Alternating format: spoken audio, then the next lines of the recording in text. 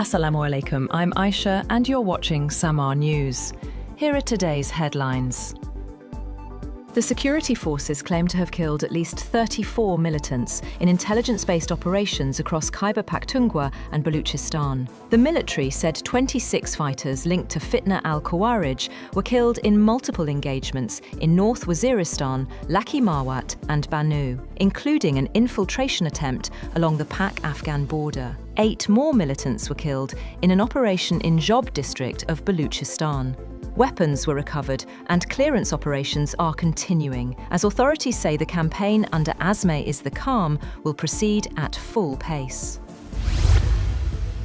US President Donald Trump has boasted in his State of the Union address that he had ushered in the golden age of America, seeking to project an aura of success despite sagging approval ratings and deepening voter frustration ahead of November's midterm election. Trump spent the first hour of his televised speech focused on the economy, saying he had slowed inflation, driven the stock market to record heights, signed sweeping tax cuts, and lowered drug prices. The 79-year-old's speech lasted approximately an hour and 47 minutes, breaking the record he set last year for the longest presidential address to Congress.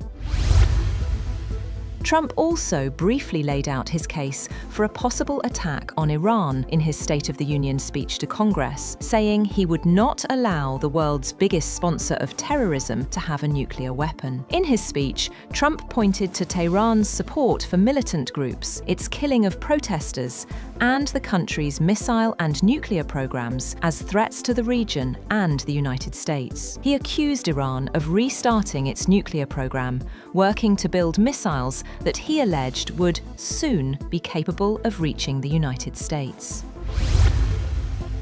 As this happens, the United States Treasury has imposed fresh Iran-related sanctions on more than 30 individuals, entities and vessels, hours after President Donald Trump addressed Congress. The Treasury's Office of Foreign Assets Control said those targeted were involved in illicit Iranian oil sales and in supporting ballistic missile and advanced weapons production. On the other hand, Vice President J.D. Vance says President Trump still prefers a diplomatic solution with Iran. Speaking to a private news channel, Vance said Trump had been clear that Iran could not have a nuclear weapon, but added the president had other options if diplomacy failed. Meanwhile, Iran's President Masoud Pezeshkian says he sees a good chance of progress as Tehran heads into a third round of nuclear talks with the United States in Geneva. Iran's delegation, led by Foreign Minister Abbas Araghchi, is expected to meet US envoy Steve Witkoff and Jared Kushner. President Trump has said Tehran has about 10 to 15 days to reach a deal. The talks come as Washington boosts its military presence in the Middle East, with Iran warning it would strike US bases if attacked. Tehran says a deal is within reach if diplomacy is prioritized. Russian investigators say that 7 people have been killed and at least 10 wounded in a Ukrainian drone attack on a chemical plant in western Russia. The State Investigative Committee described the attack in Smolensk region as an act of terrorism by the Ukrainian military and said it would seek to identify those responsible. Both sides in the 4-year-old war have staged frequent cross-border attacks on energy, industrial and military facilities. On the other hand, Ukrainian President Volodymyr Zelensky has dismissed Russian claims that Kyiv is seeking nuclear weapons, calling them an attempt to apply pressure ahead of expected trilateral talks with the United States and Russia. Speaking at a press conference, Zelensky said Ukraine does not possess nuclear arms. He also addressed damage to the Druzhba pipeline, saying repairs would take time. Earlier, Ukraine announced speeding up the installation of anti-drone nets over frontline roads, aiming to cover 4,000 kilometers by the end of the year.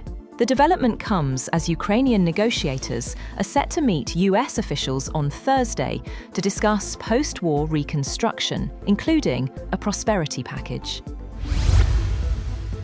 A Turkish F-16 fighter jet has crashed shortly after takeoff in western Balıkesir province, killing its pilot. Turkish authorities confirmed that the aircraft lost radio contact and tracking information minutes after departure, prompting an immediate search and rescue operation. According to a statement by Turkey's National Defense Ministry, the F-16 took off from the 9th Main Jet Base Command in Balıkesir. Shortly after departure, radio contact and tracking data were lost. The ministry said the wreckage was later located following a rapid search and rescue effort.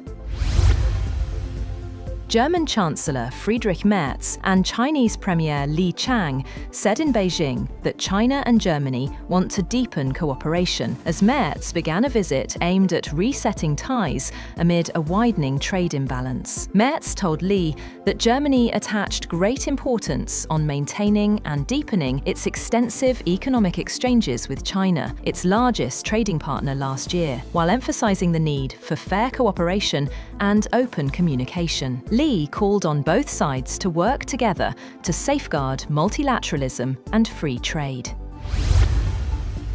India's Prime Minister Narendra Modi has reached Israel for a two-day visit that both countries have cast as a chance to deepen relations as regional concerns mount over the risk of military conflict between the United States and Iran. An Israeli government official said the visit would pave the way for new partnerships and collaborations across many fields. A foreign ministry official said bilateral ties were on the cusp of a significant upgrade.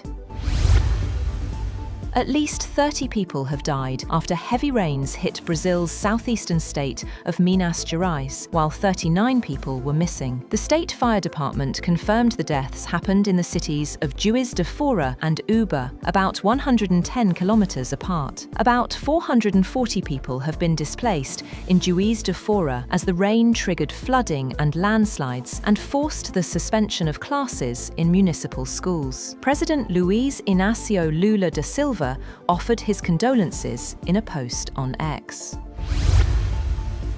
Bill Gates took responsibility for his actions over ties to late financier and sex offender Jeffrey Epstein in a town hall meeting with employees of the Gates Foundation. These comments by a spokesperson for the philanthropic group in a written statement came in response to a Wall Street Journal report which said that Gates had apologized to staff during the town hall over his ties with Epstein. According to the report, Gates told staff that it was a huge mistake to spend time with Epstein and bring Gates Foundation executives into meetings with the sex offender.